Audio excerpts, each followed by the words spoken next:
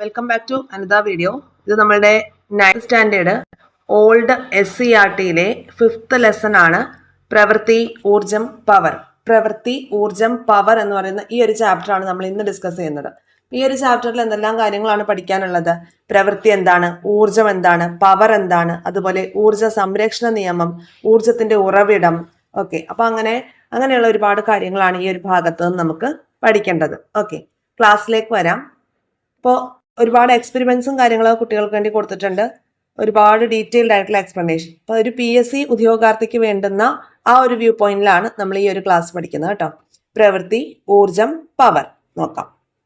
ഇവിടെ ആദ്യം തന്നെ ഒരുപാട് ചിത്രങ്ങളൊക്കെ തന്നിട്ടുണ്ട്. നമ്മൾ ഒരു പ്രവൃത്തി ചെയ്യുന്ന കാര്യങ്ങളൊക്കെയാണ് കൂടുതൽ തന്നിരിക്കുന്നത് അല്ലേ. അപ്പോൾ ഇവിടെ ചോദിച്ചിരിക്കുകയാണ് ഓരോരുത്തരും ചെയ്യുന്ന പ്രവർത്തനം, അവിടെ പ്രയോഗിക്കുന്ന ബലത്തിന്റെ ഉറവിടം, ആ രീതിയിലൊക്കെയാണ് തന്നിരിക്കുന്നത് അല്ലെ. മാങ്ങ വീഴുമ്പോൾ എന്താണ് പ്രയോഗിച്ച ബലത്തിന്റെ ഉറവിടം? എന്താണ്? ഭൂമിയാണ്. ഉന്തുവണ്ടി തള്ളുന്ന ആളാണ് അവിടെ ബലം പ്രയോഗിക്കുന്നത് അല്ലെ. അതുപോലെ ക്രിക്കറ്റ് ബോൾ അടിച്ചു വിടുമ്പോൾ എന്താണ്? ആ ബാറ്റ് യൂസ് ചെയ്യുന്ന ബാറ്റ്മാൻ ആണ് അവിടെ ബലം പ്രയോഗിക്കുന്നത്. അതുപോലെ ഭിത്തി ഉന്തുന്ന ഒരു വ്യക്തി, ആ ഭിത്തി ഉന്തുന്ന വ്യക്തിയാണ് അവിടെ ബലം പ്രയോഗിക്കുന്നത്. അങ്ങനെ ബലം പ്രയോഗിക്കുന്ന ഒരുപാട് സിറ്റുവേഷൻസ് ആണ് തന്നിരിക്കുന്നത്. ബലം പ്രയോഗിക്കുമ്പോൾ മാത്രമേ വസ്തുക്കൾക്ക് സ്ഥാനാന്തരം ഉണ്ടാവുകയുള്ളൂ. ബലം പ്രയോഗിക്കുമ്പോൾ മാത്രമാണ് ഒരു വസ്തുവിന് എന്തുണ്ടാവുള്ളൂ? സ്ഥാനാന്തരം ഉണ്ടാവുകയുള്ളൂ എന്നുള്ളതാണ് ഇവിടുത്തെ പോയിന്റ്. ഓക്കെ, ഇനി പ്രവൃത്തി എന്താണെന്ന് തന്നിട്ടുണ്ട്. പ്രവൃത്തി എന്നാൽ എങ്ങനെ പ്രവൃത്തിയെ ഡിഫൈൻ ചെയ്യാം? ഓക്കെ, ഒരു വസ്തുവിൽ ബലം പ്രയോഗിക്കുമ്പോൾ ആ വസ്തുവിന് ബലം പ്രയോഗിച്ച ദിശയിൽ സ്ഥാനാന്തരം ഉണ്ടായെങ്കിൽ മാത്രമേ പ്രവൃത്തി ചെയ്തതായിട്ട് കണക്കാക്കുകയുള്ളൂ. മനസ്സിലായോ? ഒരു വസ്തുവിൽ നമ്മൾ ബലം പ്രയോഗിക്കുമ്പോൾ ആ വസ്തുവിന് സ്ഥാനാന്തരം ഉണ്ടാവും നമ്മൾ പറഞ്ഞു അല്ലെ. ബലം പ്രയോഗിച്ചാൽ മാത്രമേ സ്ഥാനാന്തരം ഉണ്ടാവുകയുള്ളൂ. പക്ഷെ എല്ലാ കേസിലും ബലം പ്രയോഗിച്ചാൽ സ്ഥാനാന്തരം ഉണ്ടാവുമോ? ഇപ്പൊ ഈ ഒരു ഇമേജിൽ തന്നെ ഇവിടെ ഒരു ഭിത്തി തള്ളുന്ന ആള്, ആ ഭിത്തിക്ക് എന്തെങ്കിലും മാറ്റം ഉണ്ടാവുന്നുണ്ടോ? സ്ഥാനാന്തരം സംഭവിക്കുന്നുണ്ടോ? ഇല്ല. അപ്പൊ അവിടുത്തെ പ്രവൃത്തി എന്താണ്? അവിടെ പ്രവൃത്തി നടന്നതായിട്ട് നമുക്ക് കണക്കാക്കാനായിട്ട് സാധിക്കുമോ? ഇല്ല. ഒരു വസ്തുവിൽ ബലം പ്രയോഗിക്കുമ്പോൾ ആ വസ്തുവിന് ബലം പ്രയോഗിച്ച ദിശയിൽ സ്ഥാനാന്തരം ഉണ്ടായെങ്കിൽ മാത്രമേ പ്രവൃത്തി ചെയ്തതായിട്ട് കണക്കാക്കുകയുള്ളൂ. മനസ്സിലായല്ലോ? അതായത് അവിടെ രണ്ട് കാര്യങ്ങളാണ് ഈ പ്രവൃത്തിയെ സ്വാധീനിക്കുന്നത്. എന്തൊക്കെയാണ്? ഒന്ന് ബലം, മറ്റൊന്ന് സ്ഥാനാന്തരം. അതായത് ബലത്തിന്റെയും സ്ഥാനാന്തരത്തിന്റെയും ഗുണന ഫലമാണ് പ്രവൃത്തി. ബലത്തിന്റെയും സ്ഥാനാന്തരത്തിന്റെയും ഗുണന ഫലമാണ് പ്രവൃത്തി. പ്രവൃത്തിയെ കുറിച്ച് എന്താ തന്നിരിക്കുന്നത്? നോക്കിക്കോളൂ. ഒരു വസ്തുവിൽ F ന്യൂട്ടൺ ബലം തുടർച്ചയായി പ്രയോഗിച്ചപ്പോൾ ബലത്തിന്റെ ദിശയിൽ S മീറ്റർ സ്ഥാനാന്തരം ഉണ്ടായെങ്കിൽ ആ വസ്തു ചെയ്ത പ്രവൃത്തിയാണ് work. Okay, W = F × S. F എന്ന് പറഞ്ഞാൽ ഫോഴ്സും S എന്ന് പറഞ്ഞാൽ സ്ഥാനാന്തരവുമാണ്. ഓക്കെ, അപ്പൊ എന്തൊക്കെയാണ് നമ്മുടെ പ്രവൃത്തിയെ സ്വാധീനിക്കുന്ന രണ്ട് ഘടകങ്ങൾ? ഓൾറെഡി നമ്മൾ പറഞ്ഞു. ഒന്ന് സ്ഥാനാന്തരം, മറ്റൊന്ന് ബലം. ബലവും സ്ഥാനാന്തരവുമാണ് പ്രവൃത്തിയെ സ്വാധീനിക്കുന്ന രണ്ട് ഘടകങ്ങൾ. അതുകൊണ്ട് തന്നെ പ്രവൃത്തി അല്ലെങ്കിൽ വർക്ക് W = F × S എന്ന് നമുക്ക് എഴുതാം. എന്താണ് F? F എന്ന് പറയുന്നത് ഫോഴ്സും S എന്ന് പറയുന്നത് ഡിസ്പ്ലേസ്മെന്റും ആണ്. ക്ലിയർ ആയല്ലോ? ഇനി നമുക്ക് ജെയിംസ് പ്രെസ്കോട്ട് ജൂളിനെ കുറിച്ച് നോക്കാം. ജെയിംസ് പ്രെസ്കോട്ട് ജൂൾ ആരാണ്? യാന്ത്രികോർജം, വൈദ്യുതോർജം, താപോർജം എന്നിവ തമ്മിലുള്ള ബന്ധത്തെക്കുറിച്ച് ഗവേഷണം നടത്തിയ ബ്രിട്ടീഷ് ശാസ്ത്രജ്ഞനാണ് ജെയിംസ് പ്രെസ്കോട്ട് ജൂൾ. എന്താണ് ഫസ്റ്റ് പോയിന്റ്? യാന്ത്രികോർജം, വൈദ്യുതോർജം, താപോർജം എന്നിവ തമ്മിലുള്ള ബന്ധത്തെക്കുറിച്ച് ഗവേഷണം നടത്തിയ ബ്രിട്ടീഷ് ശാസ്ത്രജ്ഞനാണ് ജെയിംസ് പ്രെസ്കോട്ട് ജൂൾ. അതുപോലെ ജൂൾ നിയമം, ഊർജ സംരക്ഷണ നിയമം എന്നിവ ആവിഷ്കരിച്ചു. ജൂൾ നിയമം, ഊർജ സംരക്ഷണ നിയമം എന്നിവ ആവിഷ്കരിച്ചു. രണ്ടാമത്തെ പോയിന്റ്. ഇനി മൂന്നാമത്തെ പോയിന്റ് നോക്കാം. പ്രവൃത്തി, ഊർജം എന്നിവയുടെ യൂണിറ്റ് ജൂൾ എന്ന് നാമകരണം ചെയ്തിരിക്കുന്നത് ഇദ്ദേഹത്തോടുള്ള സ്മരണയ്ക്കായിട്ടാണ്. അങ്ങനെ 3 പോയിന്റ്സ് ആണ് നമ്മൾ ഓർത്തിരിക്കേണ്ട ഈ ഭാഗത്ത്. യാന്ത്രികോർജം, വൈദ്യുതോർജം, താപോർജം എന്നിവ തമ്മിലുള്ള ബന്ധത്തെക്കുറിച്ച് ഗവേഷണം നടത്തിയ ബ്രിട്ടീഷ് ശാസ്ത്രജ്ഞനാണ് ഇദ്ദേഹം. അതുപോലെ ജൂൾ നിയമം, ഊർജ സംരക്ഷണ നിയമം എന്നിവ ആവിഷ്കരിച്ചു. പിന്നെ പ്രവൃത്തി, ഊർജം എന്നിവയുടെ യൂണിറ്റ് ജൂളാണ്. പ്രവൃത്തി, ഊർജം എന്നിവയുടെ യൂണിറ്റ് എന്താണ്? ജൂളാണ്. ഓക്കെ, ഇനി അടുത്തൊരു ഭാഗത്തോട്ട് വരാം. ഇവിടെ ഒരു ക്വസ്റ്റ്യൻ തന്നിട്ടുണ്ട്. ഒരു വസ്തുവിൽ 10 ന്യൂട്ടൺ ബലം, ഇവിടുത്തെ ഫോഴ്സ് എത്രയാണ്? 10 ന്യൂട്ടൺ ആണ്. 10 ന്യൂട്ടൺ. ഓക്കെ, തുടർച്ചയായി പ്രയോഗിച്ചപ്പോൾ 2 മീറ്റർ സ്ഥാനാന്തരത്തെ നമുക്ക് S എന്ന ലെറ്റർ കൊണ്ട് ഇൻഡിക്കേറ്റ് ചെയ്യാം. ഓക്കെ, സ്ഥാനാന്തരം 2 മീറ്റർ ആണ് ഉണ്ടാകുന്നത്. ആ ബലം ചെയ്ത പ്രവൃത്തിയുടെ അളവാണ് കാണേണ്ടത്. W ആണ് കാണേണ്ടത്. നമ്മൾ പഠിച്ച ഇക്വേഷൻ എന്താണ്? W equal to F into S, ബലം ഇൻറ്റു സ്ഥാനാന്തരം.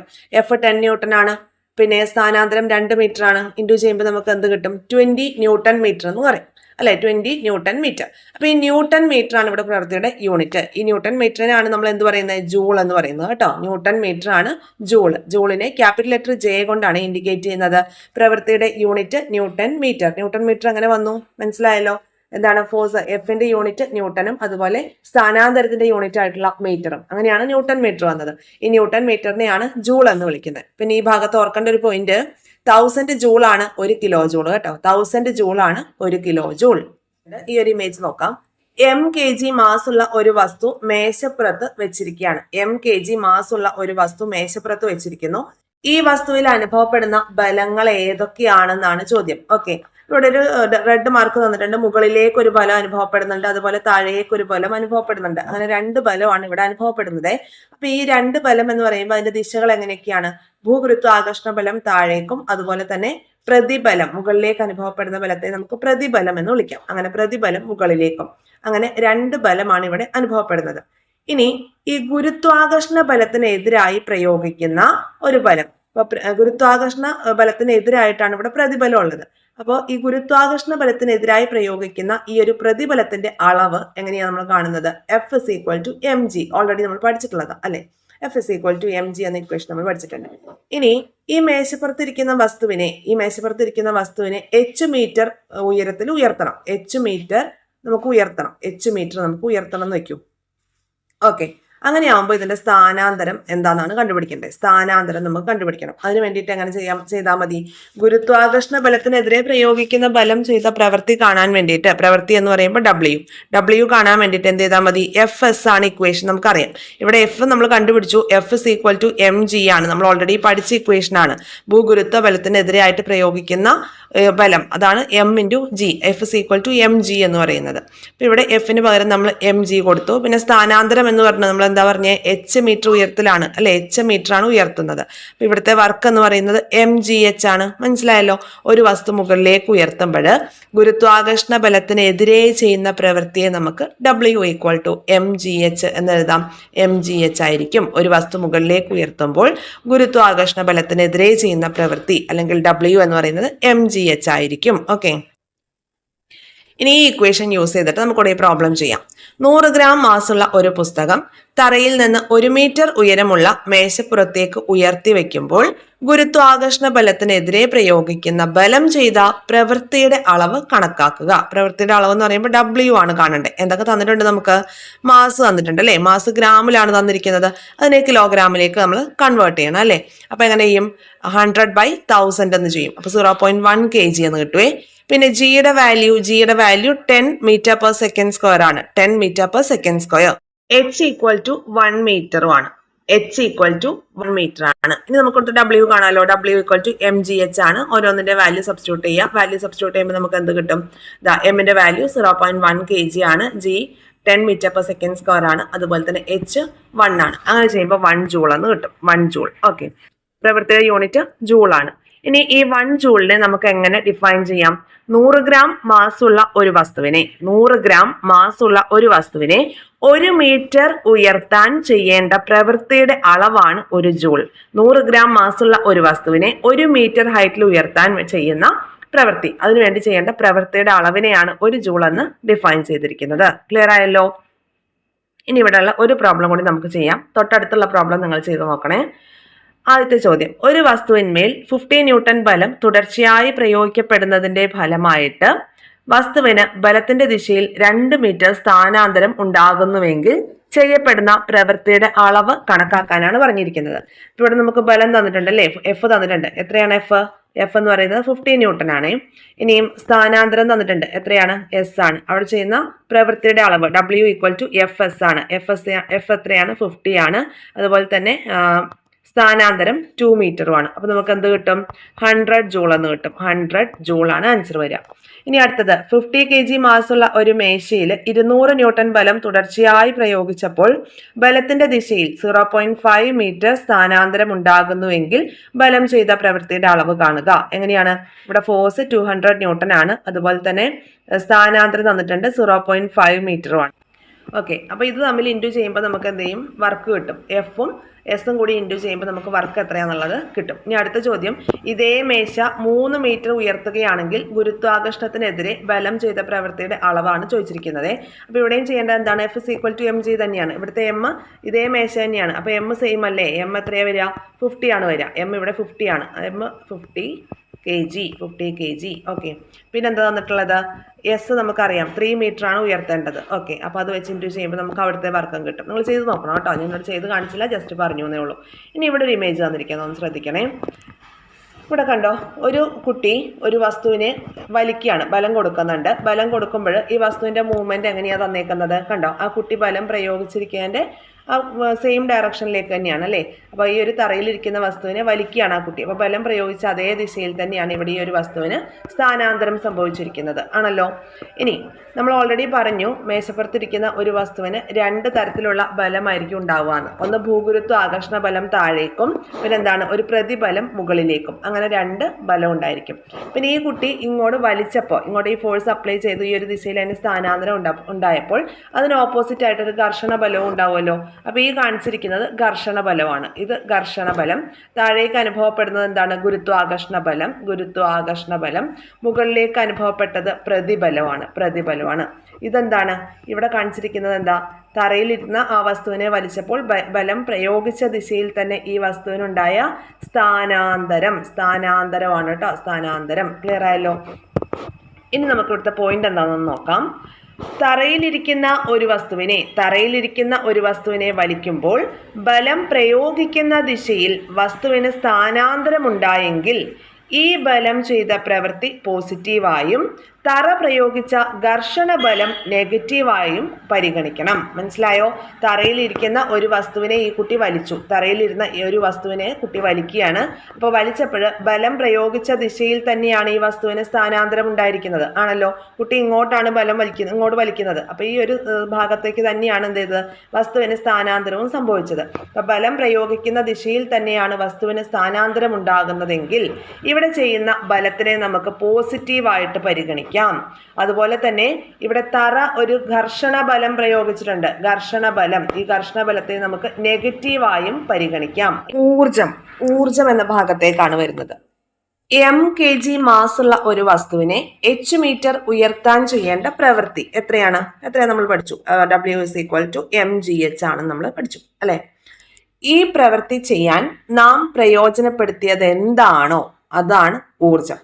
ഓക്കെ, ഈ ഒരു പ്രവൃത്തി mkg മാസുള്ള ഒരു വസ്തുവിനെ h മീറ്റർ ഹൈറ്റിൽ നമ്മൾ ഉയർത്തി. അപ്പൊ അതിനു വേണ്ടിയിട്ട് നമ്മൾ ഈ പ്രവൃത്തി ചെയ്തു.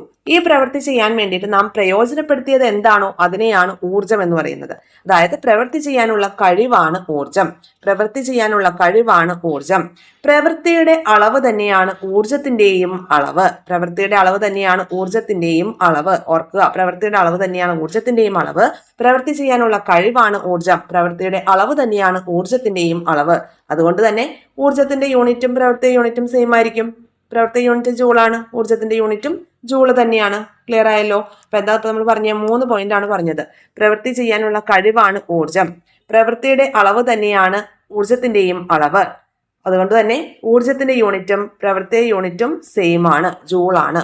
ക്ലിയർ ആയി? ഇനി നമുക്ക് കുറച്ച് ഊർജ്ജ രൂപങ്ങളൊക്കെ പറഞ്ഞു തരികയാണ്. യാന്ത്രികോർജം, താപോർജം, വൈദ്യുതോർജം, രാസോർജം, ന്യൂക്ലിയർ ഊർജം, പ്രകാശോർജം. ഇതൊക്കെ ഡിഫറെന്റ് ടൈപ്സ് ഊർജമാണ്, ഊർജ്ജ രൂപങ്ങളാണ്. അപ്പോൾ യാന്ത്രികോർജത്തെ കുറിച്ചാണ് ഇനി നമ്മൾ പഠിക്കാനായിട്ട് പോകുന്നത്. യാന്ത്രികോർജം 2 ടൈപ്പ് ഉണ്ട്. ഏതൊക്കെയാണ്? ഗതികോർജവും സ്ഥിതികോർജവും. ഓക്കെ, ഗതികോർജം അല്ലെങ്കിൽ കൈനറ്റിക് എനർജിയെ കുറിച്ചാണ് ഏറ്റവും ആദ്യം നോക്കുന്നത്. എന്താണ് കൈനറ്റിക് എനർജി? ഇവിടെ ഒരു എക്സാമ്പിൾ വന്നിരിക്കുന്നതാണ്. നോക്കിയോ, മുന്നോട്ട് ചലിക്കുന്ന കാർ, ഒരു ടോയ് കാറാണ്. ഈ ടോയ് കാർ മുന്നോട്ട് ചലിക്കുകയാണ്. മുന്നോട്ട് ചലിക്കുമ്പോൾ ഈ ഒരു ബോളിൽ വന്ന് ഹിറ്റ് ചെയ്യും അല്ലേ? അപ്പോൾ ബോൾ എന്ത് ചെയ്യും? ബോൾ മുന്നോട്ട് മൂവ് ചെയ്യും. അപ്പൊ ഈ സമയത്ത് ബോളിന് മുന്നോട്ട് ചലിക്കാൻ ആവശ്യമായിട്ടുള്ള ഊർജം എവിടെ നിന്ന് കിട്ടി? ഈ ഒരു ടോയ് കാറിൽ നിന്ന് ലഭിച്ചു. ടോയ് കാറിന്റെ ചലനം കൊണ്ടാണ് ഇവിടെ ബോൾ അത് വന്ന് ഹിറ്റ് ചെയ്തു, അതുകൊണ്ട് ബോൾ മുന്നോട്ട് ചലിച്ചു ആണല്ലോ. അതായത്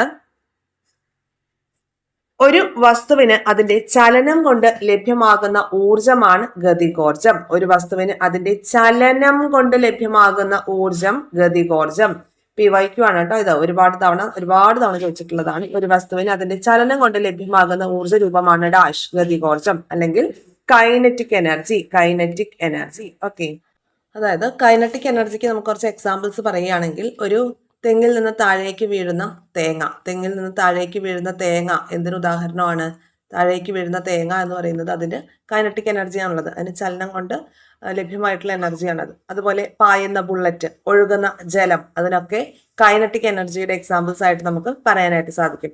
ഇനി ഇവിടെ നമുക്ക് കൈനറ്റിക് എനർജിക്ക് ഒരു ഇക്വേഷൻ ഡിറൈവ് ചെയ്തെടുക്കുകയാണ്. ഓക്കെ, അതായത് ന്യൂട്ടന്റെ ചലന നിയമത്തിലൊക്കെ സബ്സ്റ്റിറ്റ്യൂട്ട് ചെയ്തിട്ട് നമ്മൾ കൈനറ്റിക് എനർജിക്ക് വേണ്ടിയിട്ട് ഒരു ഇക്വേഷൻ ഡിറൈവ് ചെയ്തെടുക്കുകയാണ്. നമ്മളിപ്പോൾ ഡിറൈവ് ചെയ്തെടുത്ത ആ ഒരു രീതിയിലേക്ക് ഒന്നും പോകുന്നില്ല.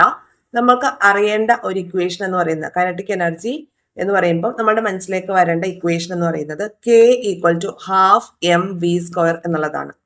K = ½ mv². Kinetic energy K = ½ mv². ഇവിടെ m എന്ന് പറയുന്ന മാസും v എന്ന് പറയുന്ന വെലോസിറ്റി അല്ലെങ്കിൽ പ്രവേഗമാണെന്നുള്ള കാര്യം ഓർത്തിരിക്കുക. K = ½ mv². കൈനറ്റിക് എനർജിയുമായി ബന്ധപ്പെട്ട് വരേണ്ട ഇക്വേഷൻ ആണിത്. ഓക്കെ, ഈ ഒരു കാര്യം ഓർത്തിരുന്നേക്കാം. ഇനി അതുമായി ബന്ധപ്പെട്ട് നമുക്ക് ഒരു ക്വസ്റ്റ്യൻ ഉണ്ട്. അതിനു മുൻപ് ഇവിടെ ഒരു പോയിന്റ് പറഞ്ഞിട്ടുണ്ട്, അതുകൂടി നോക്കാം. ഗതികോർജവും ആക്കവും, കൈനറ്റിക് എനർജിയും മൊമെന്റവും തമ്മിലുള്ള ബന്ധം എന്താണെന്ന് നോക്കുന്നത്. മൊമെന്റം നമ്മൾ ഓൾറെഡി പഠിച്ചിട്ടുള്ള ഒരു കാര്യമാണ്. മൊമെന്റത്തെ P എന്ന ലെറ്റർ കൊണ്ടാണ് ഇൻഡിക്കേറ്റ് ചെയ്യുന്നത്, ആക്കത്തിനെ P എന്ന ലെറ്റർ കൊണ്ടാണ് ഇൻഡിക്കേറ്റ് ചെയ്യുന്നത്. P = mv, mass into velocity ആണെന്ന് നമ്മൾ പഠിച്ചിട്ടുണ്ട്. അപ്പൊ നമ്മൾക്ക് ഇപ്പൊ പഠിച്ച ഇക്വേഷൻ എന്താണ്? K = ½ mv² ആണ്. അപ്പോൾ P = mv എന്ന ഇക്വേഷനിൽ നിന്ന് V യെ മാത്രമായിട്ട് ഒരു സൈഡിൽ നിർത്തിയിട്ട് V = P/m എന്ന് നമ്മൾ എഴുതി. ഇനി ഈ ½ mv² വിയുടെ സ്ഥാനത്ത് P/m സബ്സ്റ്റിറ്റ്യൂട്ട് ചെയ്യാണ്. അപ്പോൾ എങ്ങനെ വന്നു?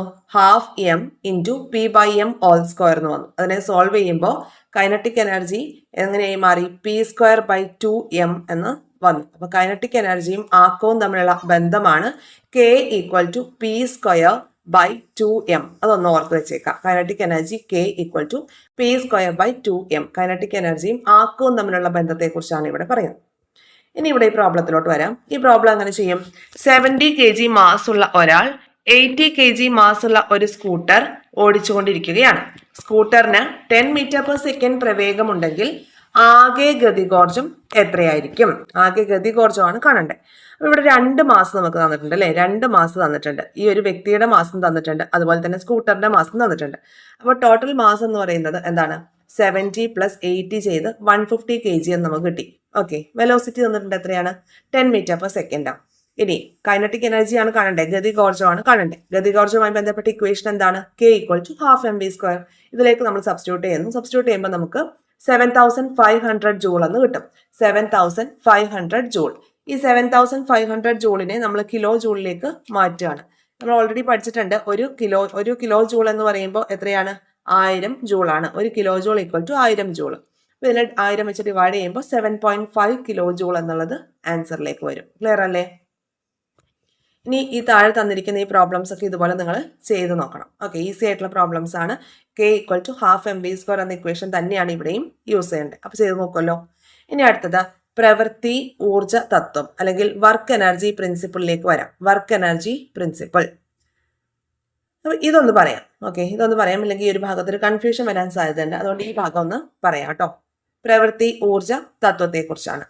m മാസ് ഉള്ള ഒരു വസ്തു u പ്രവേഗത്തോട് കൂടിയിട്ടാണ് സഞ്ചരിച്ചുകൊണ്ടിരിക്കുന്നത്. നമുക്കറിയാം യുവും വിയും ഒക്കെ പ്രവേഗത്തെ കാണിക്കുന്ന സിമ്പിൾ ലെറ്റേഴ്സ് ആണെന്നുള്ളത്. ആദ്യ പ്രവേഗം അന്ത്യപ്രവേഗം ഒക്കെ നമ്മൾ പഠിച്ചിട്ടുണ്ട്. അപ്പൊ m മാസ് ഉള്ള ഒരു വസ്തു u പ്രവേഗത്തോട് കൂടിയിട്ടാണ് സഞ്ചരിച്ചുകൊണ്ടിരിക്കുന്നത്. വസ്തു സഞ്ചരിക്കുന്ന അതേ ദിശയിൽ തന്നെ ബലം പ്രയോഗിച്ചപ്പോൾ അതിന്റെ ത്വരണം അല്ലെങ്കിൽ ആക്സിലറേഷൻ a ആയിട്ട് മാറി. ബലം പ്രയോഗിച്ച ദിശയിൽ വസ്തുവിനുണ്ടായ സ്ഥാനാന്തരം എന്ന് പറയുന്നത് s ആണ്. അങ്ങനെയെങ്കിൽ ബലം ചെയ്ത പ്രവൃത്തി എന്നത് W = Fs ആണ് നമ്മൾ പഠിച്ചിട്ടുണ്ട്. ന്യൂട്ടന്റെ രണ്ടാം ചലന നിയമം അനുസരിച്ച് F = ma എന്ന് എഴുതാം അല്ലെ? അത് നമുക്കറിയാം, നമ്മൾ ഓൾറെഡി പഠിച്ചതാണ്. ഇനി W = Fs എന്ന ഇക്വേഷനിൽ നമ്മളോട് സബ്സ്റ്റിറ്റ്യൂട്ട് ചെയ്യാണ്. എഫിന്റെ സ്ഥാനത്ത് ma സബ്സ്റ്റിറ്റ്യൂട്ട് ചെയ്തു. അപ്പോൾ W = mas എന്നൊരു ഇക്വേഷൻ കിട്ടി. ഇനി ചലന സമവാക്യം നമ്മളൊന്ന് പഠിച്ചിട്ടുണ്ട്. V square equal to U square plus 2as എന്ന് പഠിച്ചിട്ടുണ്ട്. അപ്പൊ അതിൽ ഈ 2asനെ ഒരു സൈഡിൽ നിർത്തിയിട്ട്, അതായത് ആക്സലറേഷൻ കാണാൻ പോവുകയാണെ, ആക്സലറേഷൻ കാണാൻ വേണ്ടിയിട്ട് V square minus U square by 2s എന്ന് സബ്സ്റ്റിറ്റ്യൂട്ട് ചെയ്തു. ഓക്കെ, ഇത്രയും ക്ലിയർ ആയല്ലോ. ഇനി ഈ എയുടെ ഇവിടെ കിട്ടിയ value w equal to MAS എന്ന് നമ്മൾ പറഞ്ഞല്ലോ. ഈ എക്ക് പകരമായിട്ട് ഇത് അവിടെ സബ്സ്റ്റിറ്റ്യൂട്ട് ചെയ്തിരിക്കുകയാണ്. w equal to m into V square minus U square by 2s into സ്ഥാനാന്തരം s. ഓക്കെ, ഇനി അതിനെ നമുക്ക് എങ്ങനെ എഴുതാനായിട്ട് സാധിക്കും? ഇതാ ഇവിടെ നോക്കിക്കോളൂ. w equal to m into V square minus U square by 2 എന്ന് എഴുതാം അല്ലേ? അതായത് ഇവിടുത്തെ ഈ രണ്ട് എസ് തമ്മിൽ ക്യാൻസൽ ആയിപ്പോയി. ഇവിടെ സംഭവിച്ച മാറ്റം എന്താണ്? ഈ ഒരു എസും തമ്മിൽ ക്യാൻസൽ ആയിപ്പോയി. ബാക്കിയുള്ള കാര്യങ്ങൾ അതുപോലെ എടുത്ത് എഴുതിയിട്ടുണ്ട്. ഇക്വേഷൻ എന്ന വൃത്തിയിൽ എഴുതാം. w ഈക്വൽ ടു എങ്ങനെയാണ്? ഹാഫ്. ഈ ഹാഫ് രണ്ടിനും ആപ്ലിക്കബിൾ ആണല്ലോ. Half M V square minus half M U square എന്ന് എഴുതി. ഓക്കെ, അതായത് ഇവിടുത്തെ പ്രവൃത്തി എന്ന് പറയുന്നത് ഗതികോർജത്തിലുണ്ടായ മാറ്റമാണ്. ഗതികോർജത്തിലുണ്ടായ മാറ്റം, അതാണ് പ്രവൃത്തി ഊർജ തത്വം എന്ന് പറയുന്നത്. ക്ലിയർ ആയല്ലോ? ഇത്രയും വന്ന കാര്യങ്ങൾ, ഇക്വേഷൻ ഡെറൈവ് ചെയ്തെടുത്ത കാര്യങ്ങളൊക്കെ മനസ്സിലായി. അപ്പൊ നമുക്ക് ഓരോ ഇക്വേഷൻസ് ഒന്നിൽ സബ്സ്റ്റിറ്റ്യൂട്ട് ചെയ്തിട്ടാണ് മറ്റോരോരോ ഇക്വേഷൻസ് ഫോം ചെയ്തെടുക്കുന്നത്. അപ്പൊ പ്രവൃത്തി ഊർജ തത്വം എന്നുള്ളത് ക്ലിയർ ആയി എന്ന് വിശ്വസിക്കുന്നു. ഇനി നമുക്ക് ഇവിടെ ഒരു പ്രോബ്ലം ചെയ്യാനുണ്ട്. 2 kg മാസുള്ള ഒരു വസ്തു നിശ്ചലാവസ്ഥയിലാണ്. 2 kg മാസുള്ള ഒരു വസ്തു നിശ്ചലാവസ്ഥയിലാണ്. ഈ വസ്തുവിൽ 5 ന്യൂട്ടൺ ബലം 10 സെക്കൻഡ് സമയത്തേക്ക് പ്രയോഗിച്ചാൽ പ്രവൃത്തി എത്രയായിരിക്കും എന്നാണ്. അപ്പോൾ ഇവിടുത്തെ മാസ് 2 kg ആണ്. മാസ് 2 kg നമുക്ക് തന്നിട്ടുണ്ട്. അതുപോലെ ഫോഴ്സ് 5 ന്യൂട്ടൺ ആണ് തന്നിട്ടുണ്ട്. ടൈം 10 സെക്കൻഡ് ആണെന്നും തന്നിട്ടുണ്ട്. പിന്നെ ഈ ഒരു വസ്തു നിശ്ചലാവസ്ഥയിലാണെന്നാ പറഞ്ഞിരിക്കുന്നത്. അപ്പൊ ഇവിടുത്തെ ആദ്യ പ്രവേഗം എന്ന് പറയുന്നത് എന്താണ്? 0 അല്ലേ? u ഈക്വൽ ടു 0 ആണ്. ഇത് പ്രവൃത്തിയാണ് കണ്ടുപിടിക്കേണ്ടത്. പ്രവൃത്തി കാണാനുള്ള ഇക്വേഷൻ നമുക്ക് അറിയാം. w equal to half M V square minus half M U square ചെയ്യണം. കാരണം നിശ്ചലാവസ്ഥയിലുള്ള ഒരു വസ്തുവാണ്. അപ്പോൾ അതിലേക്ക് ആ ഒരു വസ്തുവിലേക്ക് ഇത്രയും ന്യൂട്ടൺ ബലം പ്രയോഗിച്ചാൽ അവിടെ ചെയ്യുന്ന പ്രവൃത്തിയാണ് കാണേണ്ടത്. അപ്പോൾ ഇനിഷ്യൽ ഇതും കാണണം, ഫൈനലും കാണണം. Half M V square minus half M U square കാണണം, ഗതികോർജത്തിലുണ്ടായ മാറ്റം കണ്ടുപിടിക്കാൻ വേണ്ടിയിട്ട് അല്ലേ? അപ്പോൾ ഇവിടെ F is equal to M A ചെയ്യുന്നത് എന്തിനു വേണ്ടിയിട്ടാ? ഇവിടെ ഈ വി സ്ക്വയറിന്റെ വാല്യൂ നമുക്ക് അറിയില്ലല്ലോ, വിയുടെ വാല്യൂ നമുക്ക് അറിഞ്ഞുകൂടാ. അപ്പൊ വി ആദ്യം കണ്ടുപിടിക്കണമെങ്കിൽ നമുക്ക് എന്തറിയണം? എയുടെ വാല്യൂ അല്ലെ ആക്സലറേഷൻ അറിയണം. ആക്സലറേഷൻ കണ്ടുപിടിക്കാനാണ് എന്ത് ചെയ്ത് 5/2 f/m വെച്ച് ചെയ്തിട്ട് നമുക്ക് 2.5 മീറ്റർ പെർ സെക്കൻഡ് സ്ക്വയർ എന്നുള്ളത് കിട്ടും വാല്യൂ. എന്നിട്ട് v equal to U plus 80 എന്ന സമവാക്യത്തിലേക്ക് സബ്സ്റ്റിറ്റ്യൂട്ട് ചെയ്യാണ്. അവിടെ സബ്സ്റ്റിറ്റ്യൂട്ട് ചെയ്യുമ്പോൾ വിയുടെ വാല്യൂ നമുക്ക് കിട്ടുമല്ലോ. വിയുടെ വാല്യൂ 25 മീറ്റർ പെർ സെക്കൻഡ് എന്ന് കിട്ടി. ഇനി w equal to half M V square minus half M U സ്ക്വയറിലേക്ക് അങ്ങ് സബ്സ്റ്റിറ്റ്യൂട്ട് ചെയ്യുമ്പോൾ ഡയറക്റ്റ് ആയിട്ട് നമുക്ക് ഇവിടെ എന്ത് കിട്ടി? വർക്ക് എത്രയാണെന്ന് കിട്ടി. എത്രയാണ്? 625 ജൂൾ എന്ന് കിട്ടി. ഈ ഒരു പ്രോബ്ലം ചെയ്ത് നോക്കണം കേട്ടോ. കുറച്ചധികം സ്റ്റെപ്പ് ഈ ഒരു ഭാഗത്തുണ്ട്. ഇത്രയും അധികം സ്റ്റെപ്പുകളുള്ള പ്രോബ്ലംസ് ഒന്നും നമുക്ക് എക്സാമിന് വരില്ല എന്ന് പ്രതീക്ഷിക്കാം. എങ്കിലും ഈ ഒരു ഭാഗം ഒന്ന് അറിഞ്ഞിരിക്കണം. ഓക്കെ, ഇവിടെ w വർക്ക് നമ്മൾ കണ്ടുപിടിച്ചു. 625 ജൂൾ ആണെന്നുള്ളത് കണ്ടുപിടിച്ചു. മനസ്സിലായോ? ഇവിടെ എന്താണ്? ഗതികോർജത്തിലുണ്ടായ മാറ്റമാണ് കണ്ടുപിടിച്ചത് അല്ലെ? നിശ്ചലാവസ്ഥയിൽ ഉണ്ടായിട്ടുള്ള ഒരു വസ്തുവായിരുന്നു. ആ ഒരു വസ്തുവിലേക്ക് 5 ന്യൂട്ടൺ ബലം 10 സെക്കൻഡ് സമയത്തേക്ക് പ്രയോഗിച്ചു.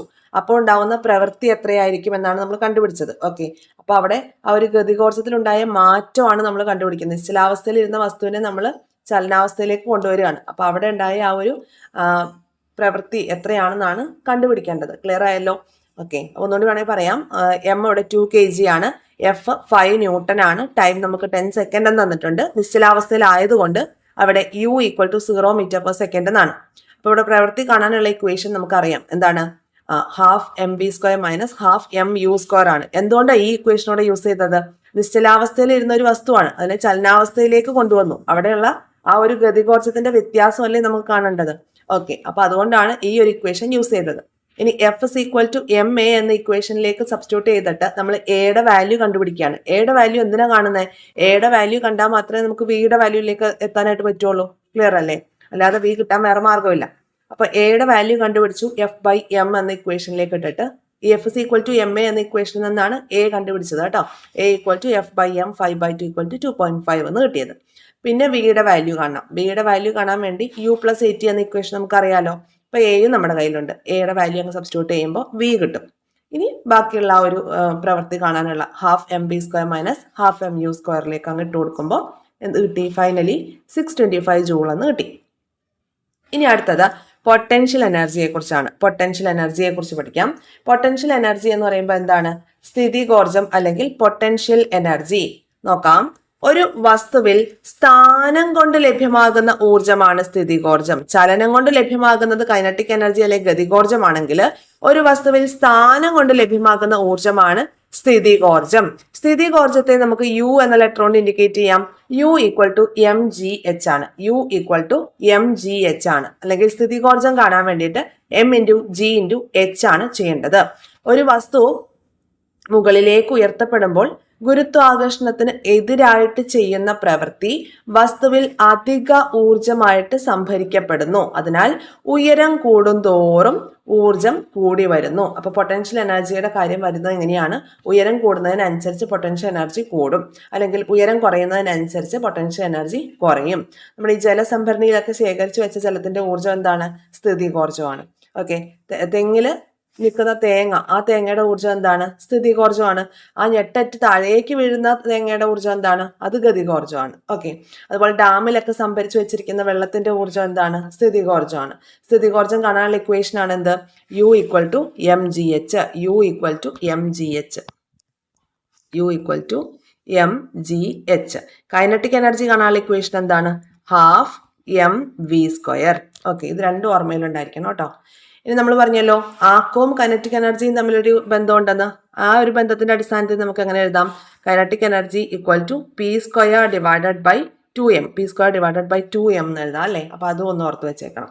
നമുക്ക് ഒരു പോയിന്റ് തന്നിട്ടുണ്ട്, ജസ്റ്റ് ഒന്ന് വായിച്ചു വെച്ചേക്കാം. സ്ഥാനവും സ്ഥിതികോർജവും. ഒരു നിശ്ചിത ഉയരത്തിലുള്ള വസ്തുവിന്റെ സ്ഥിതികോർജം ഏത് സ്ഥാനമാണോ 0 പൊട്ടൻഷ്യലായി കണക്കാക്കുന്നത് എന്നതിനെ ആശ്രയിച്ചിരിക്കും. അതായത് മറ്റു രീതിയിലൊന്നും അല്ലെങ്കിൽ മറ്റു രീതിയിൽ നിർദ്ദേശിച്ചിട്ടില്ല എങ്കിൽ തറയെയാണ് 0 പൊട്ടൻഷ്യലായിട്ട് കണക്കാക്കുന്നത്. 0 പൊട്ടൻഷ്യൽ എവിടെയാണോ അവിടെയാണ് സ്ഥിതികോർജം നമ്മൾ നിശ്ചയിക്കുന്നത്. അപ്പോൾ ഒരു നിശ്ചിത ഉയരത്തിലുള്ള വസ്തുവിന്റെ സ്ഥിതികോർജം ഏത് സ്ഥാനമാണോ 0 പൊട്ടൻഷ്യലായി കണക്കാക്കുന്നത് എന്നതിനെ ഡിപ്പെൻഡ് ചെയ്തിട്ടാണ് ഉള്ളത്. പിന്നെ മറ്റു രീതിയിൽ നമുക്ക് ഒന്നും തന്നിട്ടില്ല എങ്കിൽ തറയെ തന്നെയാണ് 0 പൊട്ടൻഷ്യലായിട്ട് കണക്കാക്കുന്നത്. അത്രയൊന്ന് ഓർത്ത് വെച്ചേക്കാം. പിന്നെ ഉയരം കൂടുന്നതിനനുസരിച്ച് എന്ത് ചെയ്യും? ഉയരം കൂടുമ്പോൾ സ്ഥിതികോർജം കൂടും. ഉയരം കൂടുമ്പോൾ പൊട്ടൻഷ്യൽ എനർജി അല്ലെങ്കിൽ സ്ഥിതികോർജം കൂടും. പൊട്ടൻഷ്യൽ എനർജി അല്ലെങ്കിൽ പൊട്ടൻഷ്യൽ എനർജി എങ്ങനെ ഇൻഡിക്കേറ്റ് ചെയ്യുന്നത്? യു എന്നാണ്. യു കൂടും. ഉയരം കൂടുമ്പോൾ യു കൂടും എന്നുള്ളത് ഓർക്കുക. U equal to M G H ആണ്. അതൊക്കെ നമ്മൾ പറഞ്ഞല്ലോ. ഇനി അടുത്ത ഒരു പ്രോബ്ലത്തിലോട്ട് വരാം. ഇവിടെ 1 മീറ്റർ ഉയരത്തിലുള്ള മേശപ്പുറത്ത് സ്ഥിതി ചെയ്യുന്ന 200 ഗ്രാം മാസുള്ള ഒരു പുസ്തകത്തിന്റെ സ്ഥിതികോർജം എത്രയായിരിക്കും? 1 മീറ്റർ ഉയരം. അപ്പോൾ നമുക്ക് എച്ച് തന്നിട്ടുണ്ട്. നമുക്കറിയുന്ന ഇക്വേഷൻ എന്താണ്? U equal to M G H എന്നുള്ള ഇക്വേഷനാണ് നമുക്ക് പൊട്ടൻഷ്യൽ എനർജി കണ്ടുപിടിക്കാൻ അറിയുന്നത്. അതിൽ മാസ് നമുക്ക് തന്നിട്ടുണ്ട്. പിന്നെ എന്താണ് മാസ്? എത്രയാണ്? 200 ഗ്രാം ആണ്. 200 ഗ്രാം ആണ്. അതിനെ എന്ത് ചെയ്യണം? കെ ജിയിലേക്ക് കൺവേർട്ട് ചെയ്യണം. 200/1000 ചെയ്യുക. അപ്പോൾ നമുക്ക് എത്ര കിട്ടും? 0.2 kg എന്ന് കിട്ടും. 0.2 kg. ഓക്കെ, 0.2 kg കിട്ടും. പിന്നെ ജിയുടെ value 10 metre per second square ആണ്. 10 മീറ്റർ പെർ സെക്കൻഡ് സ്ക്വയർ ആണ്. ഹൈറ്റ് 1 മീറ്റർ ആണ്. ഇനി യു കാണാമല്ലോ, അതിലേക്ക് സബ്സ്റ്റിറ്റ്യൂട്ട് ചെയ്യുമ്പോൾ 2 ജൂൾ എന്ന് കിട്ടും. ക്ലിയർ അല്ലേ? ഇനി അടുത്തൊരു പ്രോബ്ലം ഇവിടെ തന്നിട്ടുണ്ട്. സ്ഥിതികോർജം കാണാൻ വേണ്ടിയിട്ട് എം ജി എച്ച് എന്ന ഇക്വേഷൻ യൂസ് ചെയ്തിട്ട് തന്നെയാണ്. പിന്നെ മറ്റൊരു ചോദ്യം. ഈ വസ്തു 400 kg മാസുള്ള ഒരു വസ്തു തറയിൽ നിന്ന് 5 മീറ്റർ ഉയരത്തിലാണ് സ്ഥിതി ചെയ്യുന്നത്. ഈ വസ്തു മുകളിൽ നിന്ന് പകുതി ദൂരം താഴേക്ക് സഞ്ചരിച്ചാൽ വസ്തുവിന്റെ ഗതികോർജം എത്രയായിരിക്കും? ഓക്കെ, അപ്പൊ നമുക്ക് നോക്കാം. U equal to M G H എന്ന ഇക്വേഷനിൽ നമുക്ക് ആ വസ്തുവിന്റെ സ്ഥിതികോർജം ഓൾറെഡി കണ്ടു. 2000 ജൂൾ ആണെന്നുള്ളത് കണ്ടല്ലേ? അപ്പൊ അതിന്റെ പകുതി ദൂരം താഴേക്ക് സഞ്ചരിക്കുക എന്ന് പറയുമ്പോൾ ഉയരം എത്രയായി കുറഞ്ഞു? 2.5 മീറ്റർ ആയിട്ട് കുറഞ്ഞല്ലോ. അപ്പൊ സ്ഥിതികോർജം എന്ത് ചെയ്യും? പകുതിയായിട്ട് കുറയും. ഓക്കെ, ഇനി ഇതുപോലെ 2 ചോദ്യങ്ങളും കൂടി ഇവിടെ ഉണ്ട്. തറനിരപ്പിൽ നിന്ന് 6 മീറ്റർ ഉയരത്തിൽ സ്ഥിതി ചെയ്യുന്ന 1 kg മാസുള്ള ഒരു വസ്തുവിന്റെ സ്ഥിതികോർജം കാണാനാണ് പറഞ്ഞിരിക്കുന്നത്. എം ജി എച്ച് വെച്ച് തന്നെ കാണുക. എന്നിട്ട് ആൻസർ നിങ്ങളൊന്ന് ചെയ്ത് നോക്കണം. ഓക്കെ, ജിയുടെ വാല്യൂ എപ്പോഴും 10 മീറ്റർ പെർ സെക്കൻഡ് സ്ക്വയർ ആയിട്ട് തന്നെ കൊടുക്കണം. ഈ പ്രോബ്ലം നമുക്കൊന്ന് ചെയ്ത് നോക്കാം. 0.5 kg മാസുള്ള ഒരു പക്ഷി. അപ്പൊ അതിന്റെ മാസ് നമുക്ക് തന്നിട്ടുണ്ട്. എം 0.5 kg ആണ്. ഒരു പക്ഷി 5 മീറ്റർ ഉയരത്തിൽ. എച്ച് നമുക്ക് തന്നിട്ടുണ്ട് 5 മീറ്റർ ആണ്. അങ്ങനെ ആ ഒരു 5 മീറ്റർ ഉയരം നിലനിർത്തിക്കൊണ്ട് ഒരേ വേഗത്തിൽ പറക്കുകയാണ്. ഈ ഒരു അവസരത്തിൽ ഗതികോർജവും സ്ഥിതികോർജവും തുല്യമാണ്. അതായത് ഒരു പ്രത്യേക കണ്ടീഷനാണ് തന്നിരിക്കുന്നത്. ഇവിടുത്തെ ഗതികോർജം കൈനറ്റിക് എനർജി എന്താണ്, ഇവിടുത്തെ പൊട്ടൻഷ്യൽ എനർജിക്ക് ഈക്വൽ ആണ്. ഈ ഒരു കണ്ടീഷൻ ഈ ഒരു ചോദ്യത്തിൽ വലിയ പ്രാധാന്യമുണ്ട്. നോക്കാം. അപ്പോൾ പക്ഷിയുടെ സ്ഥിതികോർജം കാണണം. സ്ഥിതികോർജം എന്ന് പറഞ്ഞാൽ എന്താണ്, പൊട്ടൻഷ്യൽ എനർജി. പൊട്ടൻഷ്യൽ എനർജി കാണാനുള്ള ഇക്വേഷൻ U = mgh ആണ്. ജിയുടെ വാല്യൂ നമുക്കറിയാം 10 m/s² ആണ്. ഇവിടെ m എത്രയാണ്, മാസ് എത്രയാണ്, 0.5 ആണ്. 0.5 kg ആണ്. 0.5 ഇൻറ്റു ജിയുടെ വാല്യൂ 10 m/s² ആണ്. ഇനി അടുത്തത് ഹൈറ്റ് എന്ന് പറയുന്നത് 5 മീറ്ററും ആണ്. ഇത്രയും ചെയ്ത് കഴിയുമ്പോൾ നമുക്ക് എന്ത് കിട്ടും, 250 ജൂള് കിട്ടും. ഇവിടെ ഒരു പോയിന്റ് ഉണ്ട്, അപ്പൊ 25 ജൂൾ എന്ന് കിട്ടും. ഓക്കെ, 25 ജൂള് കിട്ടും. ഓക്കെ, ക്ലിയർ ആയല്ലോ. 25 ജൂളാണ് ഇവിടുത്തെ ആൻസർ നമുക്ക് കിട്ടുന്നത്. ഇത്രയും ക്ലിയർ ആയല്ലോ. ഇനി പക്ഷിയുടെ പ്രവേഗമാണ് കാണണ്ടേ. പ്രവേഗം എന്ന് പറഞ്ഞാൽ v അല്ലെ, പ്രവേഗം v ആണ്. ഇനി ഇവിടെ തന്നിരിക്കുന്ന കണ്ടീഷൻ എന്ന് പറഞ്ഞാൽ എന്താണ്, സ്ഥിതികോർജവും ഗതികോർജവും തുല്യമാണ്. കെയും യുവും തുല്യമാണ്. ഓക്കെ, അപ്പൊ നമുക്ക് k കാണാനുള്ള ഇക്വേഷൻ അറിയാം. k = ½ mv². ഇതിലെ v അല്ലേ കാണണ്ടേ, വിയുടെ വാല്യൂ നമുക്ക് അറിഞ്ഞുകൂടാ. ഓക്കെ, സ്ഥിതികോർജവും ഗതികോർജവും തുല്യമാണ്. അങ്ങനെയെങ്കിൽ ഈ ½ mv² കാണുന്നത് എന്തിന് ഈക്വൽ ആയിരിക്കും, 25 ജൂളിന് ഈക്വൽ ആയിരിക്കും. ഇത്രയും പറഞ്ഞത് മനസ്സിലായോ. ½ mv² = 25 ജൂൾ എന്ന് വരും. Okay, ½ mv² = 25 joule. ഇത്രയും ക്ലിയർ ആയല്ലോ. ഇനി ഇത് നമുക്ക് സോൾവ് ചെയ്യുമ്പോൾ വിയുടെ വാല്യൂ കിട്ടും. ഇവിടെ എമ്മിന്റെ വാല്യൂ നമ്മൾ കൊടുക്കണം. ½ എമ്മിന്റെ വാല്യൂ എത്രയാണ്, 0.5 ആണ്. ½ ഇൻറ്റു 0.5 ഇൻറ്റു v² = 25 ജൂൾ എന്ന് വരും. ഇനി ഇതിനെ നമുക്ക് ഈ v² മാത്രം ഇവിടെ നിർത്താം. 25ന്റെ അടുത്തോട്ട് ഡിവൈഡ് ചെയ്യാനുള്ള 2 മാറുമ്പോൾ ഇൻറ്റു ചെയ്യാനുള്ള 2 ആയിട്ട് മാറും.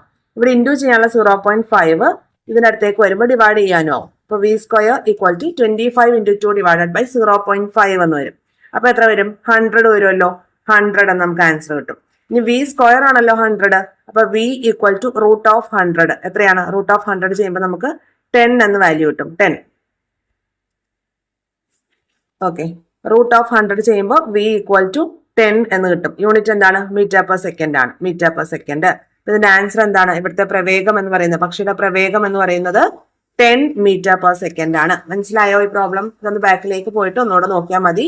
ഇതൊന്ന് നോക്കി വെച്ചേക്കണം കേട്ടോ. ഇവിടുത്തെ പ്രവേഗം കണ്ടുപിടിക്കാൻ വേണ്ടിയിട്ട് ഇവിടെ തന്നിട്ടുള്ള കണ്ടീഷൻ എന്തായിരുന്നു, ഗതികോർജവും സ്ഥിതികോർജവും എന്താണ്, തുല്യമാണെന്നാണ്. അപ്പൊ അതുകൊണ്ടാണ് നമുക്ക് സ്ഥിതികോർജവും ഗതികോർജവും തമ്മിൽ ഈക്വലൈസ് ചെയ്തിട്ട് വിയുടെ വാല്യൂ കണ്ടുപിടിക്കാനായിട്ട് പറ്റിയത്. ക്ലിയർ അല്ലേ?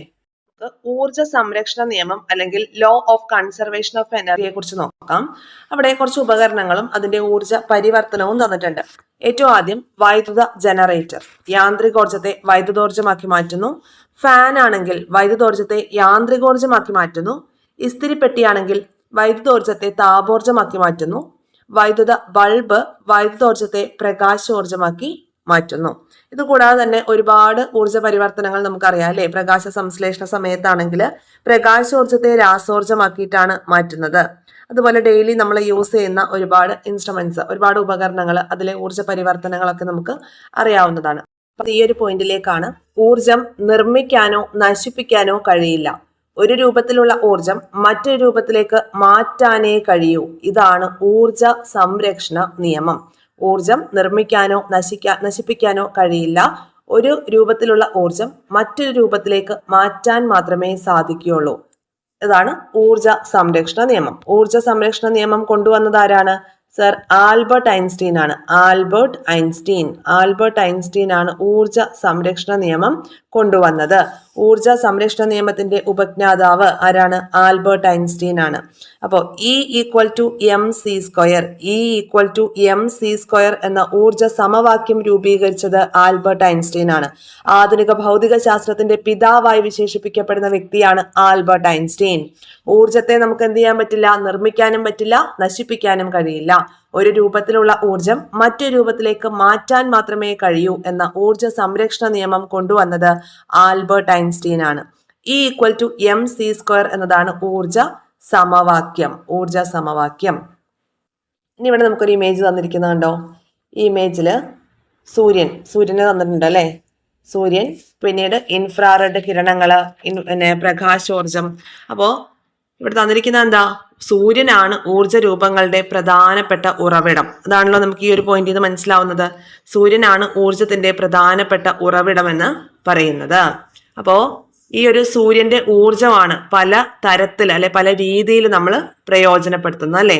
അപ്പൊ ഇവിടെ കണ്ടോ, സൂര്യനിൽ നിന്ന് വരുന്ന ഇൻഫ്രാറെഡ് കിരണങ്ങൾ കാരണം മഴ പെയ്യുകയും ആ മഴയിൽ നിന്ന് ലഭിക്കുന്ന ജലം ഉപയോഗിച്ച് ജലവൈദ്യുതി നമുക്ക് ഉണ്ടാക്കിയെടുക്കാനായിട്ട് സാധിക്കുകയും ചെയ്യും അല്ലേ. അപ്പോൾ ഇത്തരത്തിൽ ഒരുപാട് രീതിയിൽ സൂര്യനിൽ നിന്നുള്ള ഊർജം പല രീതിയിലായിട്ട് നമ്മൾ പ്രയോജനപ്പെടുത്തുന്നുണ്ട്. കുട്ടികളോട് ഈ ഒരു പിക്ചർ യൂസ് ചെയ്തിട്ട് ഒരു കുറിപ്പൊക്കെ ഉണ്ടാക്കാനാണ് പറഞ്ഞിരിക്കുന്നത്.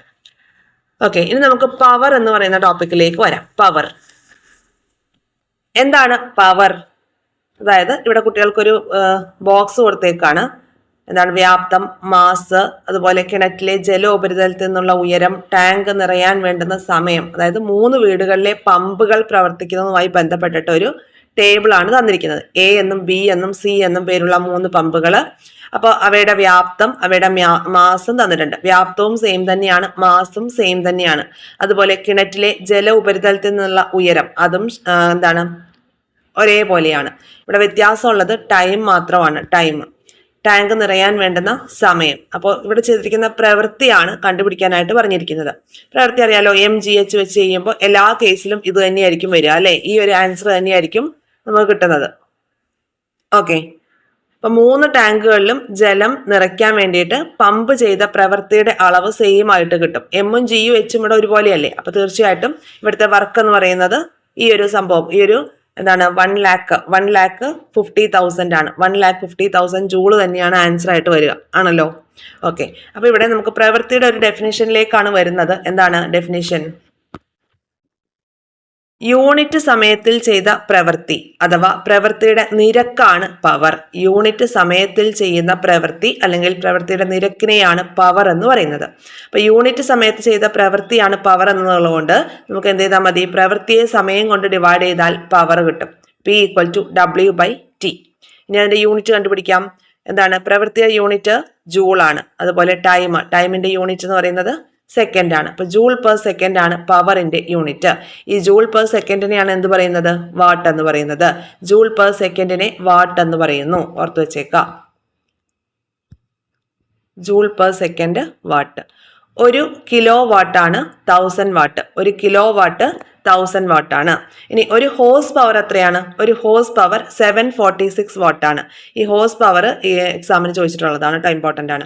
ഇവിടെ നമുക്ക് ഹോഴ്സ് പവർ എന്താന്ന് തന്നിട്ടുണ്ട്. എന്താണ്? കുതിരശക്തി അല്ലെങ്കിൽ ഹോഴ്സ് പവർ. പണ്ട് വണ്ടി വലിക്കാനും മറ്റു ആവശ്യങ്ങൾക്കും കുതിരകളെയാണ് ഉപയോഗിച്ചിരുന്നത്. ഒരു കുതിരയുടെ പവറിനെയാണ് ഒരു കുതിരശക്തി അല്ലെങ്കിൽ ഒരു ഹോഴ്സ് പവർ എന്ന് പറയുന്നത്. ഇത് ഏകദേശം 746 വാട്ട് എന്ന് കണക്കാക്കപ്പെടുന്നു. ഇത് എത്രയാണെന്ന് ചോദിച്ചിട്ടുണ്ടേ. ഒരു കുതിര ശക്തി അല്ലെങ്കിൽ ഒരു ഹോഴ്സ് പവർ എന്ന് പറയുന്നത് 746 വാട്ടാണ്. ഓർത്ത് വെക്കണം. ഇവിടെ ഒരു പ്രോബ്ലം ഉണ്ട്, അതൊന്ന് നോക്കാം. 70 kg മാസുള്ള ഒരാൾ, മാസ് 70 kg, 30 മീറ്റർ ഉയരമുള്ള ഹൈറ്റ് 30 മീറ്റർ ഉയരമുള്ള ഒരു കുന്നിന് മുകളിൽ 5 മിനിറ്റ് കൊണ്ട് കയറുന്നു. 5 മിനിറ്റ് കൊണ്ട് കയറുന്നു. ടൈമാണ് 5 മിനിറ്റ്. എങ്കിൽ അയാളുടെ പവർ ആണ് കാണേണ്ടത്. പവർ കാണാനുള്ള ഇക്വേഷൻ P = W/T ആണ് അല്ലേ. അപ്പൊ ആദ്യം ഇവിടെ എന്ത് കാണണം? W അല്ലെങ്കിൽ പ്രവൃത്തി കാണണം, വർക്ക് കാണണം.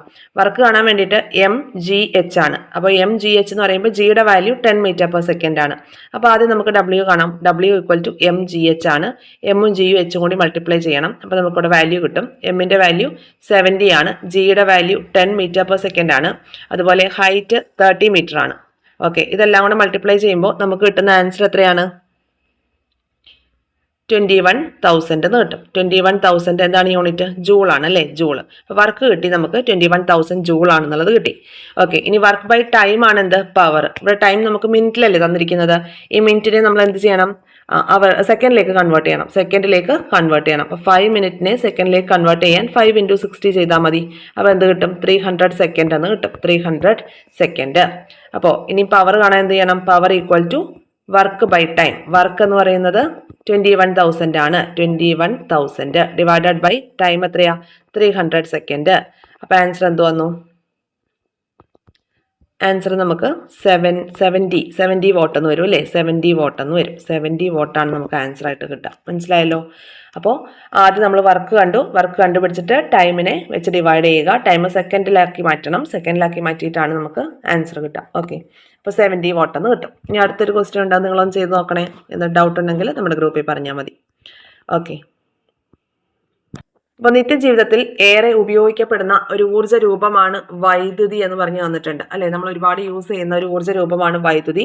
വൈദ്യുതോർജ്ജത്തിന്റെ അളവ് കണക്കാക്കുന്നത് വലിയ ക്ലാസ്സിൽ പഠിക്കാം എന്ന് പറഞ്ഞ കുട്ടികൾക്ക് കൊടുത്തിരിക്കുകയാണ്. ഓക്കെ, അപ്പൊ നമ്മൾ ഇവിടെ പഠിച്ചത് പവർ കണക്കാക്കുന്നത് എങ്ങനെയാന്ന് പഠിച്ചു അല്ലെ. ഓക്കെ, അപ്പൊ പവറിന്റെ യൂണിറ്റ് എന്താണ്? വാട്ടാണ്. വാട്ട് അല്ലെങ്കിൽ ജൂൾ പെർ സെക്കൻഡ് ആണ്. വാട്ട് അല്ലെങ്കിൽ ജൂൾ പെർ സെക്കൻഡ് ആണ് നമ്മൾ പഠിച്ചു. ഒരു kilowatt equal to 1000 watt ആണ്. അതുപോലെ തന്നെ ഒരു ഹോഴ്സ് പവർ എന്ന് പറയുന്നത് 746 വാട്ട് ആണ്. 746 വാട്ട് ആണ്. ഹോഴ്സ് പവറിനെ നമ്മൾ എച്ച് പി എന്നാണ് എഴുതുന്നത്. എച്ചും ക്യാപിറ്റലാണ്, പിയും ക്യാപിറ്റലാണ്. ഒന്ന് നോട്ട് ചെയ്തേക്കാം. കിലോ വാട്ട് എഴുതുമ്പോഴോ കെ ക്യാപിറ്റലാണ്. കിലോ എന്നുള്ളത് എവിടെ എഴുതിയാലും കെ സ്മോൾ ആണ് വരുന്നത് കേട്ടോ. കെ സ്മോൾ ആണ്, ഡബ്ല്യു ക്യാപിറ്റലും ആണ്. ഓക്കെ, അപ്പോൾ ഒന്ന് ഓർത്ത് വെച്ചേക്കാം. പവർ യൂണിറ്റ് സമയത്തിൽ ചെയ്ത പ്രവൃത്തി, അതിനെയാണ് എന്ത് പറയുന്നത്? പവർ എന്ന് പറയുന്നത്. ഇത്രയും കാര്യങ്ങളാണ് ഈ ഒരു ചാപ്റ്ററിൽ പഠിക്കാനായിട്ടുള്ളത് കേട്ടോ. ഇനി നമ്മുടെ ടെലഗ്രാം ചാനലിലേക്ക് ജോയിൻ ചെയ്യാൻ താല്പര്യമുള്ളവർക്ക് ടെലഗ്രാം ചാനലിലേക്ക് ജോയിൻ ചെയ്യാം. അവിടെ റിവിഷൻ നടക്കുന്നുണ്ട് കേട്ടോ. നമ്മൾ SCERT സീരീസ് കവർ ചെയ്ത ഫിസിക്സിന്റെ ഫസ്റ്റ് ടോപ്പിക് കോൺവേർട്സ് ഉള്ള റിവിഷനും ക്യൂസുകളും പോളുകളും പിന്നെ വീക്ക്ലി എക്സാംസും ഒക്കെ കണ്ടക്ട് ചെയ്യുന്നുണ്ട്. താല്പര്യമുള്ളവർക്ക് ടെലഗ്രാം ചാനലിലേക്ക് ജോയിൻ ചെയ്യാം. ലിങ്ക് ഫസ്റ്റ് കമന്റ് ആയിട്ട് കൊടുത്തിട്ടുണ്ട്. Okay, thank